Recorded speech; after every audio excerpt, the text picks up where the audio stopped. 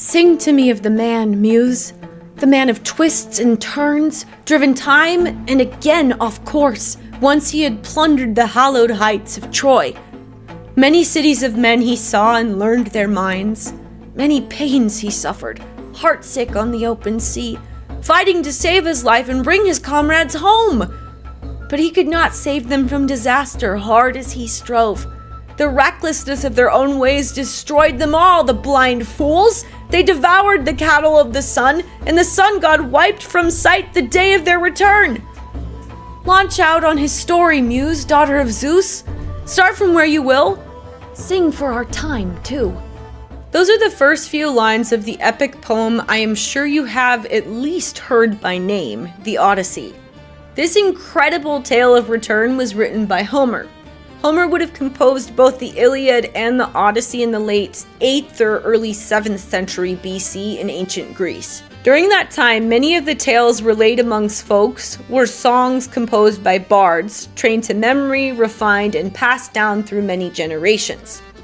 Nothing is known of Homer's life other than, according to ancient tradition, his city of residence was probably Iona, located in the eastern Aegean. No one knows where he was born, what he did, or even if he wrote both of the iconic works for which he is credited. It's hard to find any reliable information that far back in history outside of practice tradition. So why does anybody care about this work if so much about it is uncertain? It was written over 2,000 years ago. How the hell could anybody relate to that nowadays?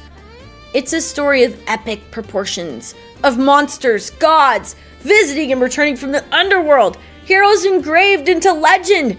And it is precisely for that reason that we can still relate to it. Odysseus is a hero because he never gave up. He embodies the spirit of humanity, fighting against stacked odds by the gods and still accomplishing that which he set out to do. That is why, even in July of 2026, this very month, Hollywood is still producing movies based on this ancient tale. And that brings me to why I am making this video today. My name is Nakio Yamushi, and this is the 4th video in my series using Wearingeul Inks and creating an illustration based on the classic literature piece for which that ink shade is named.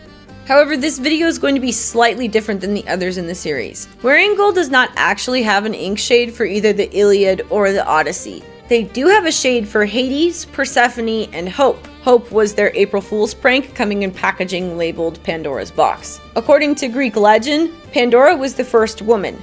After the Titan Prometheus stole fire from the gods and gave it to humans, Zeus wanted to punish humanity. So he created a jar, later mistranslated as a box, containing all the evils of the world. This box was given to Pandora and she was instructed not to open it. However, her curiosity got the better of her and she did open it, unleashing miseries, disease, and suffering into the world. She did, however, manage to close the lid just in time to trap Hope inside. So, Wearingeul's ink is only a third of the way full. 10 milliliters rather than 30 milliliters. These inks actually work out perfectly because I will be creating an illustration based on the part after Odysseus has passed through Persephone's grove in Hades, the realm of the undead, and is speaking with the dead in hopes of finding a way back to his home and family. I felt it was important to cover the Odyssey this month because of the movie coming out on July 17th, directed by Christopher Nolan. If you've been following my series, you will recall I do not much care for Hollywood's interpretation of books. As an artist, I think we have endless amounts of creativity, and it is our duty to honor those who came before us while still creating our own art. If we do not learn from the past, we cannot grow in the future. I do not subscribe to the belief that it is impossible to do a faithful book-to-film adaptation. That is simply an excuse for a director to be lazy and have free reign with someone else's work while claiming it as their own. I do not go to see an adaptation of a book in a movie because I want somebody else's opinion of the book. I go to see the book in a movie.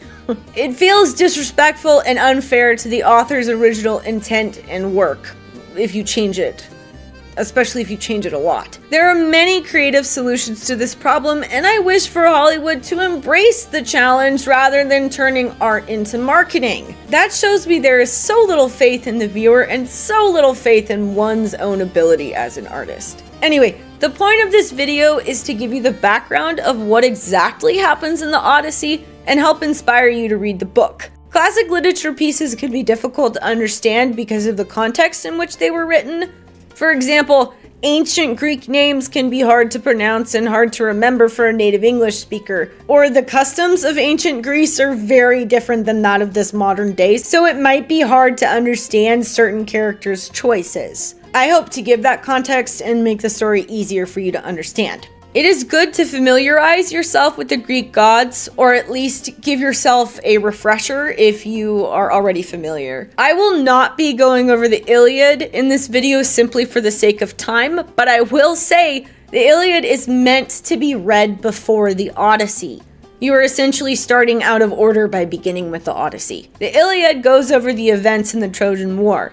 The Trojan War lasted 10 years in the late 13th to early 12th century BC. The Odyssey picks up after the Trojan War when the men are on their way back home. If you do not have time to read either of the books before the movie, I would recommend watching the movie Troy, starring Brad Pitt and Eric Bana, directed by Wolfgang Petersen. It's a condensed version of the Iliad, so it does not include everything that happens, but you can at least become familiar with some of the names or characters that will be mentioned in the upcoming Odyssey film. If nothing else, by the end of this video, at least you will be familiar with the story of the Odyssey and know what was changed in the film, because things will be changed. I am using Penguin Classics Deluxe Edition of the Odyssey, translated by Robert Fagles, with an introduction and notes by Bernard Knox. I always recommend Penguin Classics whenever available. Their notes and translations are top tier. I also received help from Dr. Jeffrey L. High and Dr. Kathryn Chew, both faculty at California State University, Long Beach. After I give you some background context and introduce the plot, I will read some of Robert Fagles' translation. You already heard some of it at the beginning of this video. And I just want to give a huge thank you to Dr. Kathryn Chew. I read Bernard Knox's introduction, but it was not until I had a lovely conversation with Dr. Chew that I was actually able to fully understand more about the Odyssey and Homer. It is really fun to have a conversation with someone so enthusiastic about their area of study and so welcoming to anybody wanting to learn about that subject. Thank you for sharing your love and your beautiful energy, and I hope to pass that along in this video. And thank you, Dr. High, for introducing us. Aristotle gives a good summary of the Odyssey in his Poetics. Quote, "A certain man has been abroad many years. He is alone, and the god Poseidon keeps a hostile eye on him. At home, the situation is that suitors for his wife's hand are draining his resources and plotting to kill his son. Then, after suffering storm and shipwreck, he comes home, makes himself known, attacks the suitors. He survives and they are destroyed." End quote. The Odyssey is 12,109 lines of hexameter verse. There was no such thing as recorded music or television in Homer's time. They only had live entertainment, and their written language had not been developed yet. There's even a theory that the Greek alphabet was created simply for the purpose of writing Homer's words down. Homer's works were the first Greek literature ever recorded and written. Homer made his epics character-driven, and he elevated the art of epic storytelling. He made the audience care about the characters. I mean, he made Odysseus sympathetic, even though he really does some questionable things. Homer's treatment of this art form was transcendent. That is why it needed to be written down. Homer was a bard. Many of the tales he told were sung within a certain meter. To quote Bernard Knox, quote, "The Homeric epithets were created to meet the demands of the meter of Greek heroic poetry, the dactylic hexameter. They offer the improvising bard different ways of fitting the name of his god, hero, or object into whatever section of line is left after he has, so to speak, filled up the first half. That too, quite possibly with another formulaic phrase." End quote. The easiest way to understand this would be a comparison with rap artists today. Rap music is formulaic, but it is also adaptable. The artist knows what the topic is and what they want to tell, but rather than it being fixed, they use common phrases and alter already said phrases within a given meter. These repetitive, rhythmic descriptors are epithets, and they are what Homer used to help establish the flow and meter, to build the characters, and help him remember, as well as think of the next sequence while repeating something already established. Let us take an example. Rappers today use a descriptive name, which is a distinct epithet, that showcases a specific persona, such as a smooth ladies man or criminal boss, or even the name Snoop Dogg. Homer would say something like swift-footed Achilles or gray-eyed Athena. Homer had a lot of tools at his disposal, not just epithets. He would use formulas, longer ones like saying rosy-fingered dawn, or like in the Cyclops episode, where every time the Cyclops eats someone, he follows a specific and oftentimes the same sequence of events. So he eats two men and then fixes his meal. Gross. These are memorized so he can think about the next scene while he's talking. Homer also used type scenes, which are repeated scenes like an eating sequence or a fighting sequence or council scenes. And these formulae that he used were adaptable. So if he had the phrase, quote, and then answering to him, she said, he could use that same phrase later, but substitute the pronouns and switch them up. And then answering to her, he said. It's a craft, it's an art. He did not memorize, he composed it as he was performing it. That is why there is the same pattern of order, but not everything has to happen again. It's a sequence of events. Because of this storytelling style and the time period, there are many debates among scholars as to whether or not Homer actually wrote the Iliad and the Odyssey, or if he was even literate. To quote Dr. Jeffrey L. High, quote, if Homer wrote or dictated the Iliad, there are reasons to believe that someone else wrote or dictated the Odyssey. These stories all appear to be much older than 750 to 650 BCE, so whoever recorded them was delivering an adaptation of pre-existing tales, end quote. Bards' songs and poems are living art and passed down through generations. Milman Perry's research on improvising bards in Yugoslavia found out that these bards were illiterate. And when asked if they were saying the same story every time, the bards would affirm, yes, it's absolutely the exact same story. However, when these stories were recorded several times, there ended up being variations and they found they're not actually exactly the same. There is more than 400 years between the Trojan War occurrence and the writing of it in the Iliad and the Odyssey. And there are scholars who have done word analysis of both the Iliad and the Odyssey that seem to point to one author, as tradition tells us it is the same person. But knowing the research, even just what was introduced in this video, it's hard to say anything for certain. Now, after having said all of that, at the end of the day, the text survives the author. We may know nothing about Homer, or even if Homer was an actual person. But we have this text and this epic story of homecoming that still speaks to readers today. If we follow Roland Barthes' logic in his essay entitled Death of the Author, quote, the birth of the reader must be ransomed by the death of the author, end quote. I will now give a breakdown of what happens in the Odyssey. The story begins with Athena asking Zeus if she can help Odysseus. Odysseus is the king of Ithaca who went to fight in the Trojan War. He has been gone for 20 years now. He has a wife named Penelope who is still grieving his loss quite horrendously. He also has a son, Telemachus, who was just a baby when Odysseus had to leave for the Trojan War. Athena inspires Telemachus to find out where his father might be. He visits King Nestor, who directs him to King Menelaus and his wife Helen of Troy.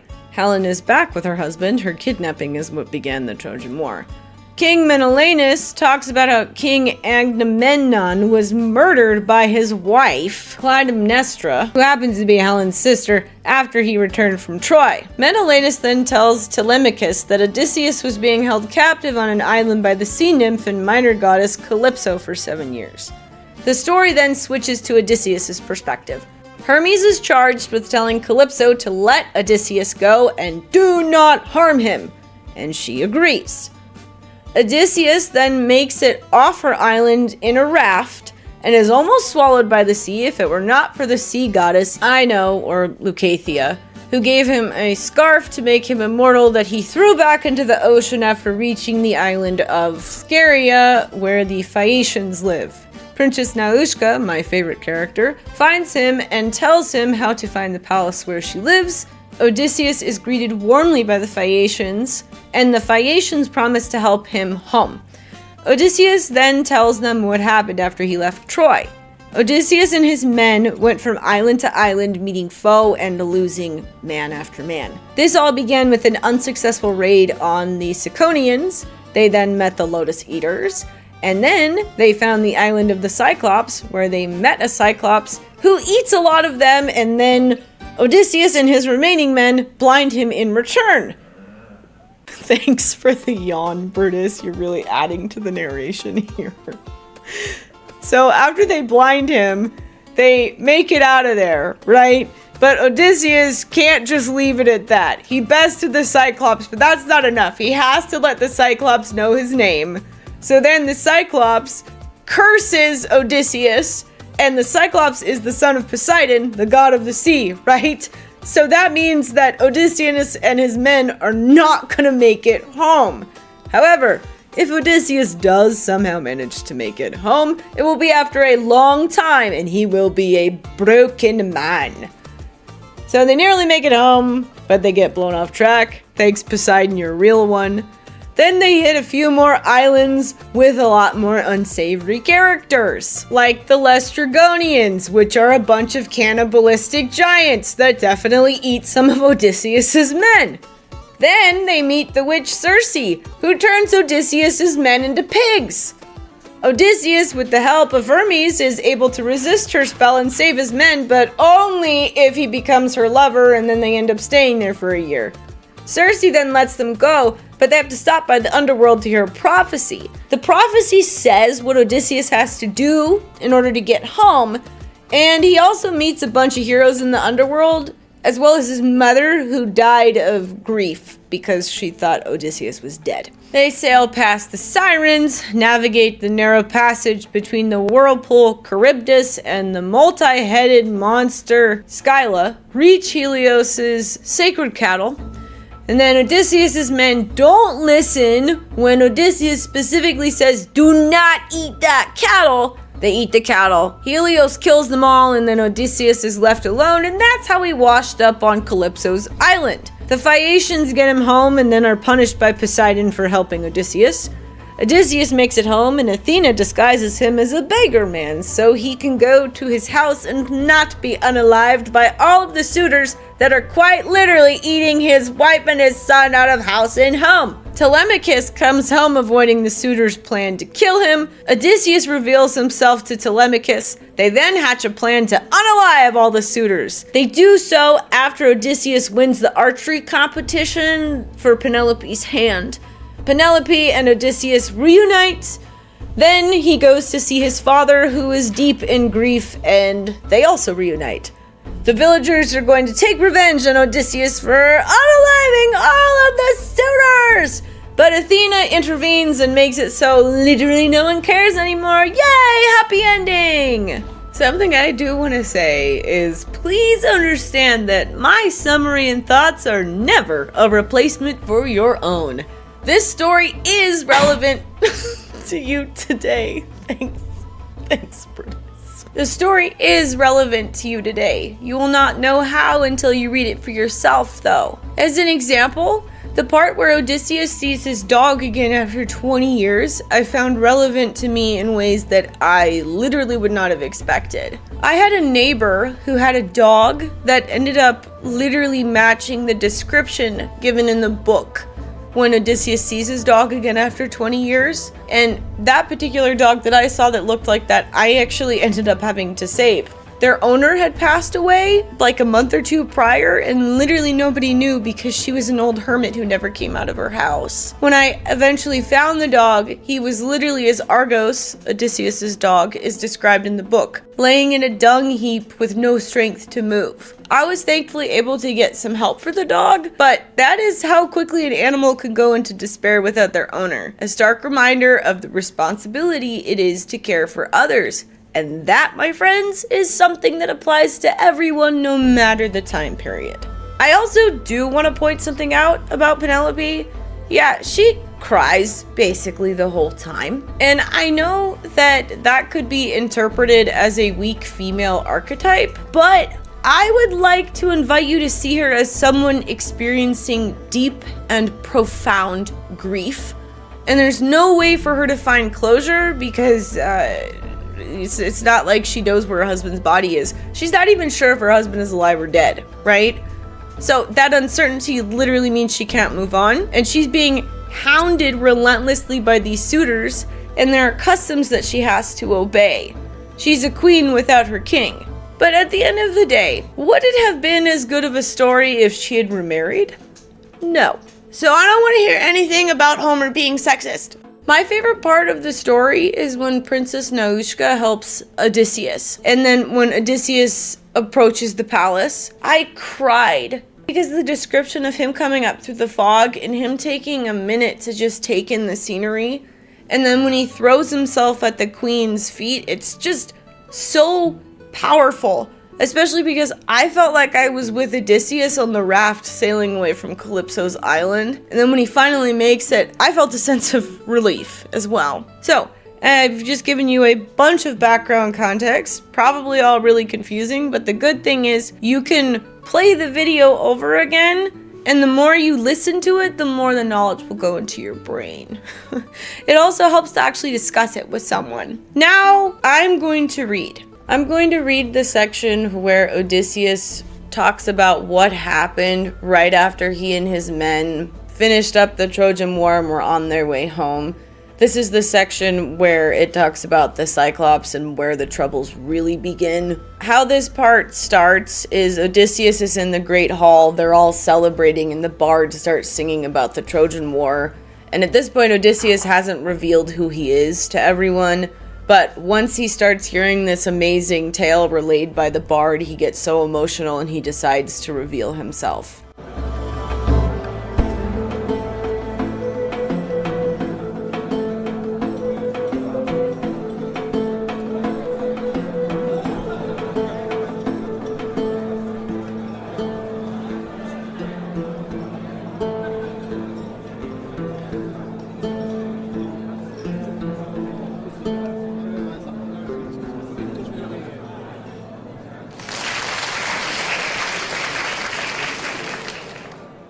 Odysseus, the great teller of tales, launched out on his story. Alcinous, majesty, shining among your island people, what a fine thing it is to listen to such a bard as we have here. The man sings like a god. The crown of life, I'd say. There's nothing better than when deep joy holds sway throughout the realm, and banqueters up and down the palace sit in ranks, enthralled to hear the bard. And before them all, the tables heaped with bread and meats, and drawing wine from a mixing bowl, the steward makes his rounds and keeps the wine cups flowing. This, to my mind, is the best that life can offer. But now, you're set on probing the bitter pains I've borne, so I'm to weep and grieve, it seems, still more. Well then, what shall I go through first? What shall I save for last? What pains? The gods have given me my share. Now, let me begin by telling you my name, so you may know it well, and I, in times to come, if I can escape the fatal day, will be your host, your sworn friend, though my home is far from here. I am Odysseus, son of Laertes, known to the world for every kind of craft. My fame has reached the skies. Sunny Ithaca is my home. Atop her stands our sea mark, Mount Neriton's leafy ridges shimmering in the wind. Around her a ring of islands circle side by side, Dulichion, same, and wooded Zacynthus too. But mine lies low and away, the farthest out to sea, rearing into the western dusk while the others face the east and breaking day. Mine is a rugged land, but good for raising sons, and I myself, I know no sweeter sight on earth than a man's own native country. True enough, Calypso, the lustrous goddess, tried to hold me back, deep in her arching caverns, craving me for a husband. So did Circe, holding me just as warmly in her halls. The bewitching queen of Aea, keen to have me too. But they never won the heart inside me, never. So nothing is as sweet as a man's own country, his own parents, even though he's settled down in some luxurious house off in a foreign land and far from those who bore him. No more. Come, let me tell you about the voyage fraught with hardship Zeus inflicted on me homeward bound from Troy. The wind drove me out of Ilium onto Ismaris, the Ciconian stronghold. There I sacked the city, killed the men, but as for the wives and plunder, that rich haul we dragged away from the place. We shared it round so no one, not on my account, would go deprived of his fair share of spoils. Then I urged them to cut and run, set sail. But would they listen? Not those mutinous fools. There was too much wine to swill, too many sheep to slaughter, down along the beach and shambling longhorn cattle. And all the while, the Cicones sought out other Cicones, calling for help from their neighbors living inland. A larger force and stronger soldiers too, skilled hands at fighting men from chariots, skilled, when a crisis broke, to fight on foot. Out of the morning mist they came against us, packed as the leaves and spears that flower forth in spring, and Zeus presented us with disaster, me and my comrades doomed to suffer blow on mortal blow. Lining up, both armies battled it out against our swift ships. Both raked each other with hurtling bronze lances. Long as morning rose and the blessed day grew stronger, we stood and fought them off, massed as they were, but then, when the sun wheeled past the hour for unyoking oxen, the Cicones broke our line and beat us down at last. Out of each ship, 6 men at arms were killed. The rest of us rode away from certain doom. From there we sailed on, glad to escape our death, yet sick at heart for the dear companions we had lost.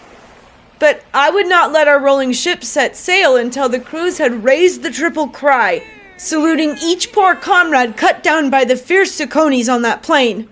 Now Zeus, who masses the storm clouds, hit the fleet with the north wind, a howling demonic gale, shrouding over in thunderheads the earth and sea at once. And night swept down from the sky and the ships went plunging headlong on, our sails slashed to rags by the hurricane's blast. We struck them. Cringing at death, we rowed our ships to the nearest shoreline, pulled them with all our power. There for 2 nights, 2 days we lay by, no let up, eating our hearts out, bent with pain and bone, tired. When dawn with her lovely locks brought on the 3rd day, then, stepping the masts and hoisting white sails high, we lounged at the oarlocks, letting wind and helmsman keep us true on course. And now, at long last, I might have reached my native land unscathed, but just as I doubled Malaya's cape, a tide rip in the north wind drove me way off course, careering past Cythera. 9 whole days I was borne along by rough, deadly winds on the fish-infested sea. Then, on the 10th, our squadron reached the land of the lotus eaters, people who eat the lotus, mellow fruit and flower. We disembarked on the coast, drew water there, and crewmen snatched a meal by the swift ships. Once we'd had our fill of food and drink, I sent a detail ahead. 2 picked men and a 3rd, a runner, to scout out who might live there. Men like us, perhaps, who live on bread? So off they went, and soon enough they mingled among the natives. Lotus eaters. Lotus eaters had no notion of killing my companions, not at all. They simply gave them the lotus to taste instead. Any crewman who ate the lotus, the honey-sweet fruit, lost all desire to send a message back, much less return. Their only wish to linger there with the lotus eaters, grazing on lotus, all memory of the journey home dissolved forever. But I brought them back to the hollow ships in streaming tears. I forced them, hauled them under the rowing benches, lashed them fast, and shouted out commands to my other steady comrades. Quick! No time to lose! Embark in the racing ships! So none could eat the lotus, forget the voyage home. They swung abroad at once. They sat to the oars in ranks and in rhythm churned the water white with stroke on stroke. From there we sailed on, our spirits now at a low ebb, and reached the land of the high and mighty Cyclops. Lawless brutes who trust so to the everlasting gods. They never plant with their own hands or plow the soil. Unsown, Unplowed, the earth teems with all they need. Wheat, barley, and vines, swelled by the rains of Zeus to yield a big, full-bodied wine from clustered grapes. They have no meeting place for council. No laws either. No, up on the mountain peaks they live in arching caverns, each a law to himself, ruling his wives and children. Not a care in the world for any neighbor. Now, a level island stretches flat across the harbor. Not close inshore to the Cyclops coast, not too far out. Thick with woods where the wild goats breed by hundreds. No trampling of men to start them from their lairs.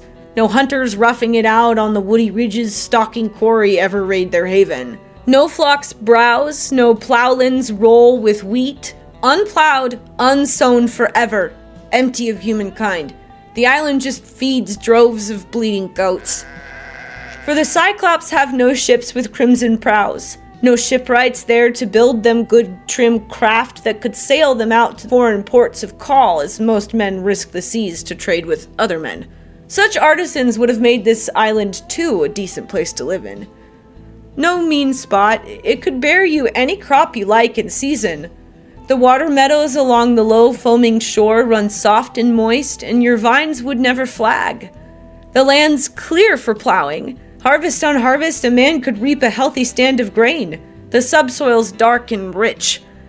There's a snug deep water harbor there. What's more, no need for mooring gear, no anchor stones to heave, no cables to make fast. Just beach your keels, ride out the days till your shipmate's spirit stirs for open sea and a fair wind blows. And last, at the harbor's head, there's a spring that rushes fresh from beneath a cave, and black poplars flourish round its mouth. Here we landed, and surely a god steered us in through the pitch-black night. Not that he ever showed himself. With thick fog swirling around the ships, the moon wrapped in clouds, and not a glimmer stealing through that gloom. Not one of us glimpsed the island, scanning hard, or the long combers rolling us slowly toward the coast. Not till our ships had run their keels ashore. Beaching our vessels smoothly, striking sail, the crews swung out on the low shelving sand, and there we fell asleep, awaiting dawn's first light. When young Dawn with her rose-red fingers shone once more, we all turned out, intrigued to tour the island. The local nymphs, the daughters of Zeus himself, flushed mountain goats so the crews could make their meal. Quickly we fetched our curved bows and hunting spears from the ships, and splitting up into 3 bands, we started shooting, and soon enough some god had sent us bags of game to warm our hearts. A dozen vessels sailed in my command, and to each crew 9 goats were shared out, and mine alone took 10. Then all day long, till the sun went down, we sat and feasted well on sides of meat and rounds of heady wine. The good red stock in our vessel's hold had not run out. There was still plenty left. The men had carried off a generous store in jars when we stormed and sacked the Sacones' holy city. Now we stared across at the Cyclops shore. So near, we could even see their smoke, hear their voices, their bleating sheep and goats. And then when the sun had set and night came on, we lay down and slept at the water's shelving edge. When young Dawn with her rose-red fingers shone once more, I called a muster briskly, commanding all the hands. The rest of you stay here, my friends in arms. I'll go across with my own ship and crew and probe the natives living out there. What are they? Violent, savage, lawless? Or friendly to strangers, God-fearing men? With that I boarded ship and told the crew to embark at once and cast off cables quickly. They swung abroad, they sat to the oars in ranks, and in rhythm churned the water white with stroke on stroke. But as soon as we reached the coast I mentioned, no long trip, we spied a cavern just at the shore, gaping above the surf, towering, overgrown with laurel. And here big flocks, sheep and goats, were stalled to spend the night, and around its mouth a yard was walled up with quarried boulders sunk deep in the earth, and enormous pines and oak trees looming darkly. Here was a giant slayer, in fact, who always pastured his sheep flocks far afield and never mixed with others. A grim loner, dead set in his own lawless ways. Here was a piece of work, by God, a monster built like no mortal who ever supped on bread. No, like a shaggy peak, I'd say, a mountain man, rearing head and shoulders over the world. Now then, I told most of my good trusty crew to wait, to sit tight by the ship and guard her well, while I picked out my dozen finest fighters and off I went. But I took a skin of wine along, the ruddy, irresistible wine that Marin gave me once. Euranthes' son, a priest of Apollo, lord of Ismarus, because we'd rescued him, his wife and children, reverent as we were. He lived, you see, in Apollo's holy grove, and so in return he gave me splendid gifts. He handed me 7 bars of well-wrought gold, a mixing bowl of solid silver, then this wine. He drew it off in generous wine jars, 12 in all unmixed, and such a bouquet, a drink fit for the gods. No maid or man of his household knew that secret store, only himself, his loving wife, and a single servant. Whenever they'd drink the deep red mellow vintage, 20 cups of water he'd stir in 1 of wine, and what an aroma wafted from the bowl. What magic! What a godsend! No joy in holding back when that was poured. Filling a great goatskin now, I took this wine, provisions too in a leather sack. A sudden foreboding took my fighting spirit. I'd soon come up against some giant clad in power like armor plate. A savage deaf to justice, blind to law. Our party quickly made its way to his cave, but we failed to find our host himself inside. He was off in his pasture ranging his sleek flocks. So we explored his den, gazing wide-eyed at it all. The large flat racks loaded with drying cheeses, the folds crowded with young lambs and kids split into 3 groups. Here the springborn, here mid-yearlings, here the fresh sucklings off to the side. Each sort was penned apart, and all his vessels, pails and hammered buckets he used for milking, were brimming full with whey. From the start, my comrades pressed me, pleading hard. "Let us make away with the cheeses, then come back. Hurry, drive the lambs and kids from the pens to our swift ship. Put out to sea at once." But I would not give way. And how much better would it have been? Not till I saw him, saw what gifts he'd give. But he proved no lovely sight to my companions. There we built a fire, set our hands on the cheeses, offered some to the gods, and ate the bulk ourselves, and settled down inside awaiting his return. And back he came from pasture, late in the day, herding his flocks home and lugging a huge load of good dry logs to fuel his fire at supper. He flung them down in the cave, a jolting crash. We scuttled in panic into the deepest dark recess. And next he drove his sleek flocks into the open vault, all he'd milk at least, but he left the males outside, rams and billy goats out in the high-walled yard. Then, to close his door, he hoisted overhead a tremendous, massive slab. No 22 wagons, rugged and 4-wheeled, could budge that boulder off the ground, I tell you. Such an immense stone the monster wedged to block his cave. Then down he squatted to milk his sheep and bleating goats, each in order, and put a suckling underneath each dam. And half of the fresh white milk he curdled quickly, set it aside in wicker racks to press for cheese. The other half let stand in pails and buckets, ready at hand to wash his supper down. As soon as he'd briskly finished all his chores, he lit his fire and spied us in the blaze, and "Strangers!" he thundered out. "Now who are you? Where did you sail from over the running sea lanes? Out on a trading spree or roving the waves like pirates? Sea wolves raiding at will who risked their lives to plunder other men?" The hearts inside us shook, terrified by his rumbling voice and monstrous hulk. Nevertheless, I found the nerve to answer firmly. "Men of Archaea we are, and bound now from Troy, driven far off course by the wearing winds over the vast gulf of the sea, battling home on a strange track, a route that's off the map, and so we've come to you. So it must please King Zeus's plotting heart. We're glad to say we're men of Atrides Agamemnon, whose fame is the proudest thing on earth these days.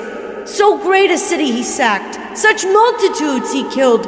But since we've chanced on you, we're at your knees in hopes of a warm welcome, even a guest gift, the sort that hosts give strangers. That's the custom. Respect the gods, my friend. We're suppliants, at your mercy. Zeus of the strangers guards all guests and suppliants. Strangers are sacred. Zeus will avenge their rights. Stranger, he grumbled back from his brutal heart. You must be a fool, stranger, or come from nowhere telling me to fear the gods or avoid their wrath. We Cyclops never blink at Zeus and Zeus's shield of storm and thunder or any other blessed god. We've got more force by far. I'd never spare you in fear of Zeus's hatred. You or your comrades here, unless I had the urge. But tell me, where did you moor your sturdy ship when you arrived? Up the coast or close in? I'd just like to know. So he laid his trap, but he never caught me. No, wise to the world, I shot back in my crafty way. My ship? Poseidon, god of the earthquake, smashed my ship. He drove it against the rocks at your island's far cape. He dashed it against a cliff as the winds rowed us in. I and the men you see escaped a sudden death. Not a word in reply to that, the ruthless brute. Lurching up, he lunged out with his hands toward my men and snatching two at once, grabbing them on the ground, he knocked them dead like pops. Their brains gushed out all over, soaked the floor, and ripping them limb from limb to fix his meal, he bolted them down like a mountain lion, left no scrap, devoured entrails, flesh and bones, marrow and all. We flung our arms to Zeus, we wept and cried aloud, looking at his grisly work, paralyzed, appalled. But once the Cyclops had stuffed his enormous gut with human flesh, washing it down with raw milk, he slept in his cave, stretched out along his flocks. And I, with my fighting heart, I thought at first to steal up to him, draw the sharp sword at my hip and stab his chest where the midriff packs the liver. I groped for the fatal spot, but a fresh thought held me back. There at a stroke we'd finish ourselves off as well. How could we, with our bare hands, heave back that slab he set to block his cavern's gaping maw? So he lay there groaning, waiting dawn's first light. When young Dawn, with her rose-red fingers, shone once more, the monster relit his fire and milked his handsome ewes, each in order, putting a suckling under each dam. And as soon as he'd briskly finished all his chores, he snatched up two more of my men and fixed a meal. Well fed, he drove his fat sheep from the cave, lightly lifting the huge door slab up and away, then slipped it back in place as a hunter flings the lid of his quiver shut. Piercing whistles, turning his flocks to the hills, he left me there, the heart inside me brooding on revenge. How could I pay him back? Would Athena give me glory? Here was the plan that struck my mind as best. The Cyclops' great club, there it lay by the pens, olive wood, full of sap. He'd lopped it off to brandish once it dried. Looking it over, we judged it big enough to be the mast of a pitch-black ship with her 20 oars. A freighter broad in the beam that plows through miles of sea. So long, so thick it bulked before our eyes. Well, flanking it now, I chopped off a fathom's length, rolled it to comrades, told them to plane it down, and they made the club smooth as I bent and shaved the tip to a stabbing point. I turned it over the blazing fire to chart good and hard, then hid it well, buried deep under the dung that littered the cavern's floor in thick, wet clumps. And now I ordered my shipmates all to cast lots. Who'd brave it out with me, to hoist our stake and grind it into his eye when sleep had overcome him? Luck of the draw. I got the very ones I would have picked myself. 4 good men and I in the lead make 5. Nightfall brought him back, herding his woolly sheep, and he quickly drove the sleek flock into the vaulted cavern, rams and all, none left outside in the walled yard. His own idea, perhaps, or a god led him on. Then he hoisted the huge slab to block the door and squatted to milk his sheep and bleating goats, each in order, putting a suckling under each dam. And as soon as he'd briskly finished all his chores, he snatched up 2 more of my men and fixed his meal. But this time, I lifted a carved wooden bowl brimful of my ruddy wine and went right up to the Cyclops, enticing. Here, Cyclops, try this wine, to top off the banquet of human flesh you've bolted down. Judge for yourself what stock our ship had stored. I brought it here to make you a fine libation, hoping you would pity me, Cyclops. Send me home. But your rages are insufferable, you barbarian. How can any man on earth come visit you after this? What you've done outrages all that's right. At that, he seized the bowl and tossed it off, and the heady wine pleased him immensely. More! He demanded a second bowl. A hearty helping. And tell me your name now quickly, so I can hand my guest a gift to warm his heart. Our soil yields the Cyclops' powerful, full-bodied wine, and the rains from Zeus build its strength. But this is nectar. Ambrosia, this flows from heaven. So he declared. I poured him another fiery bowl. 3 bowls I brimmed, and 3 he drank to the last drop, the fool. And then, when the wine was swirling round his brain, I approached my host with a cordial winning word. So you ask me the name I'm known by, Cyclops? I will tell you, but you must give me a guest gift as you've promised. Nobody. That's my name. Nobody. So my mother and father call me, all my friends. But he boomed back at me from his ruthless heart. Nobody! I'll eat nobody last of all his friends. I'll eat the others first. That's my gift to you.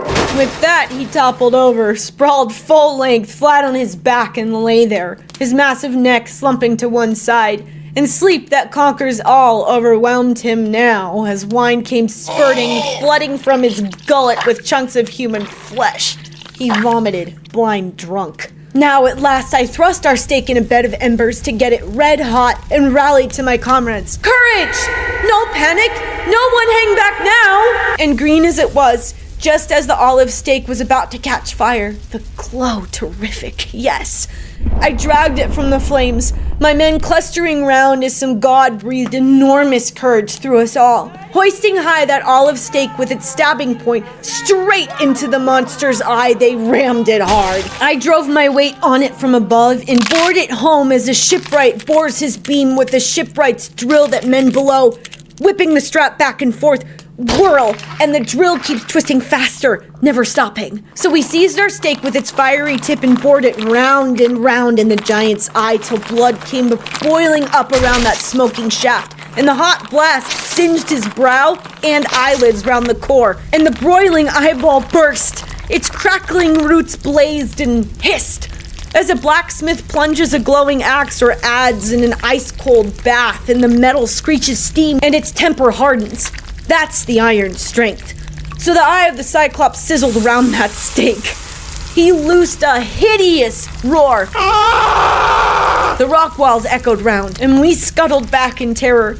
The monster wrenched the spike from his eye, and out it came with a red geyser of blood. He flung it aside with frantic hands, and mad with pain, he bellowed out for help from his neighbor Cyclops living round about in caves on windswept crags. Help me!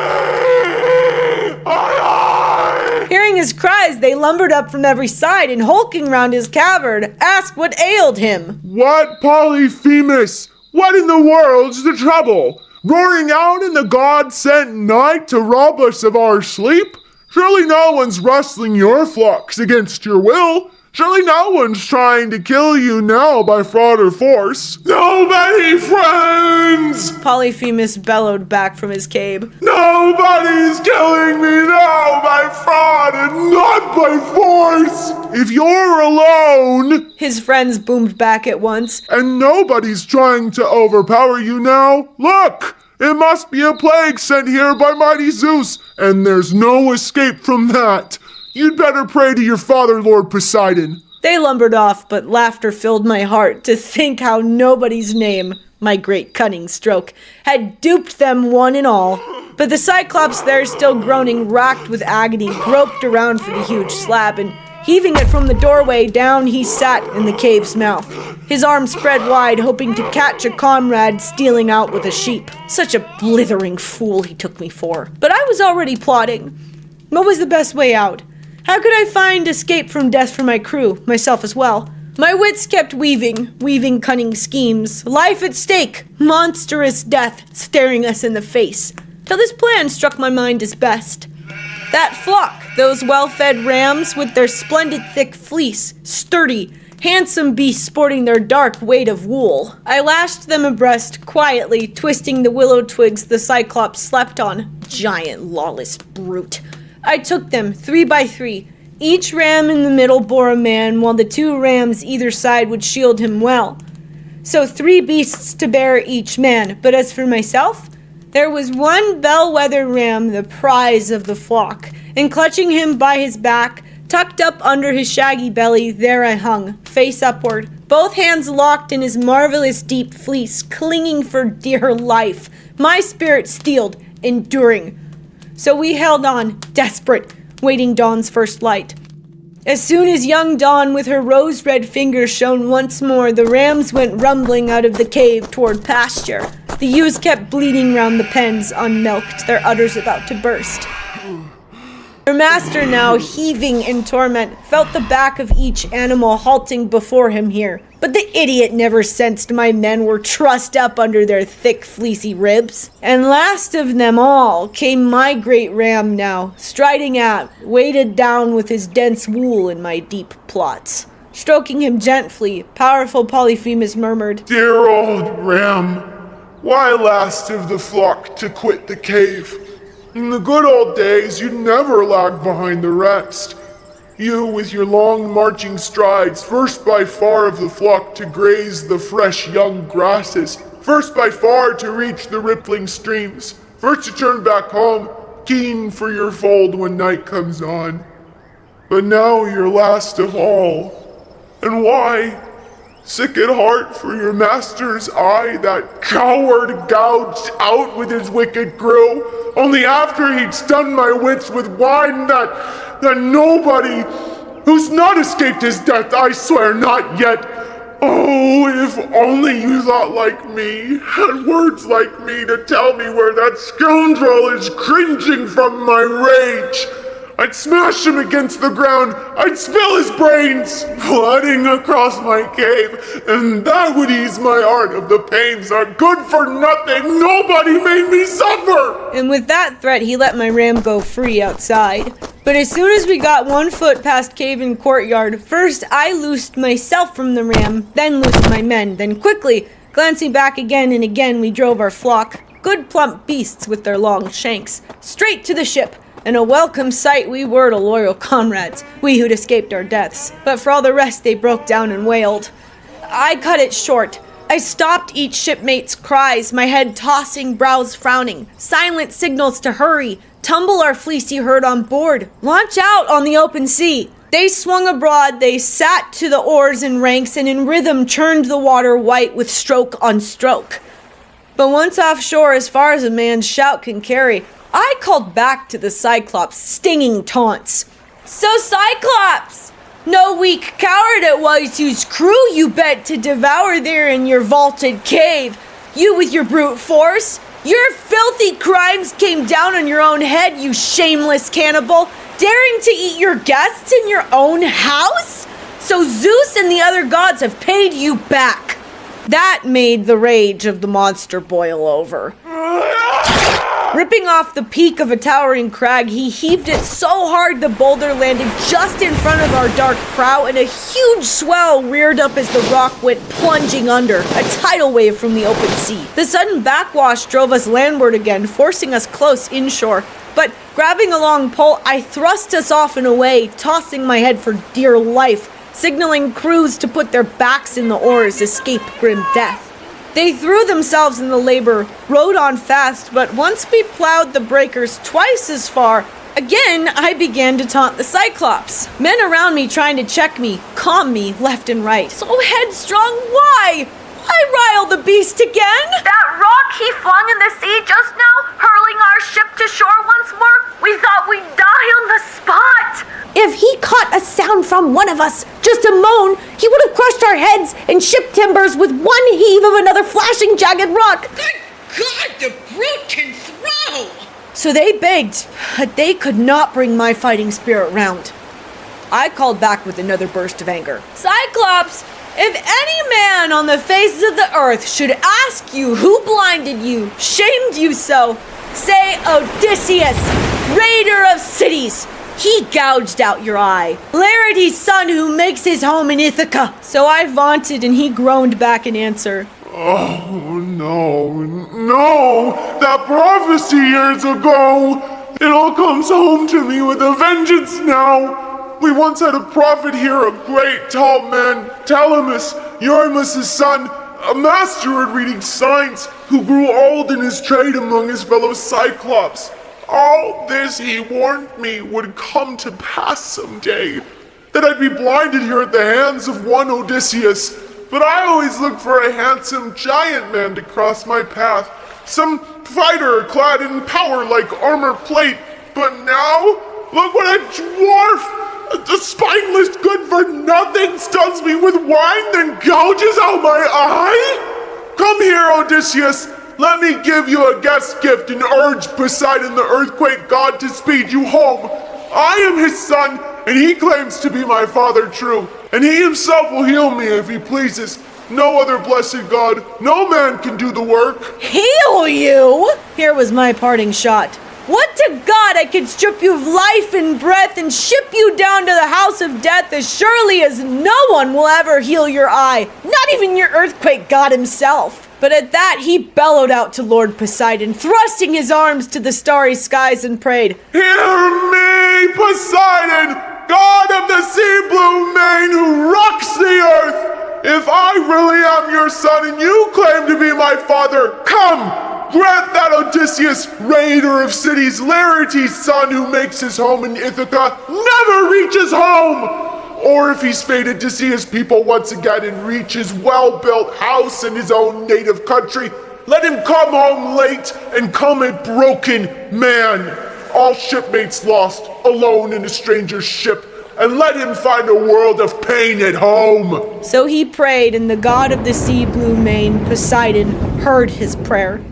The monster suddenly hoisted a boulder far larger and wheeled it and heaved it, putting his weight behind it. Massive strength, and the boulder crashed close, landing just in the wake of our dark stern, just failing to graze the rudder's bladed edge. A huge swell reared up as the rock went plunging under, yes, and the tidal breaker drove us out to our island's far shore where all my well-decked ships lay moored, clustered, waiting, and huddled round them, crewmen sat in anguish, waiting, chafing for our return.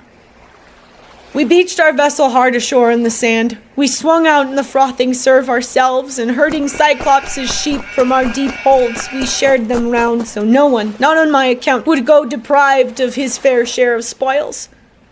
But that splendid ram, as we meted out the flocks, my friends in arms made him my prize of honor, mine alone. And I slaughtered him on the beach and burnt his thighs to Cronus' mighty son, Zeus of the thundercloud who rules the world. But my sacrifices failed to move the god. Zeus was still obsessed with plans to destroy my entire oar-swept fleet and loyal crew of comrades. Now all day long till the sun went down, we sat and feasted on sides of meat and heady wine. Then when the sun had set and night came on, we lay down and slept at the water's shelving edge. When young Dawn with her rose-red fingers shone once more, I roused the men straightway, ordering all crews to man the ships and cast off cables quickly.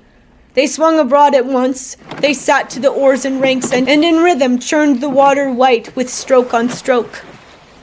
And from there we sailed on, glad to escape our death, yet sick at heart for the comrades we had lost. And that's it.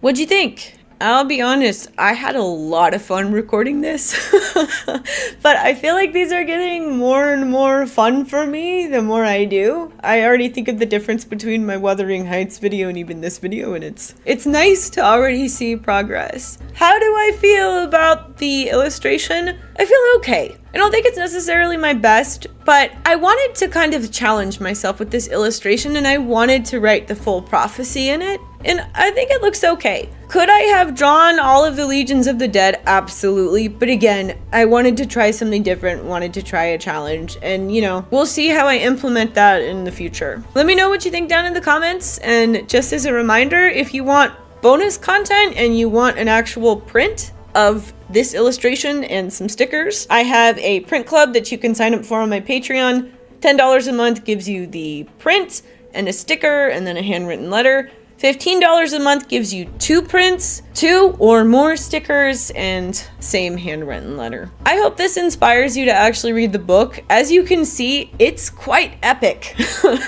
You know, Greek literature really isn't my cup of tea. I definitely struggled a little bit with putting this video together, but I'm thankful that I tried. Because, hello? A Cyclops? What?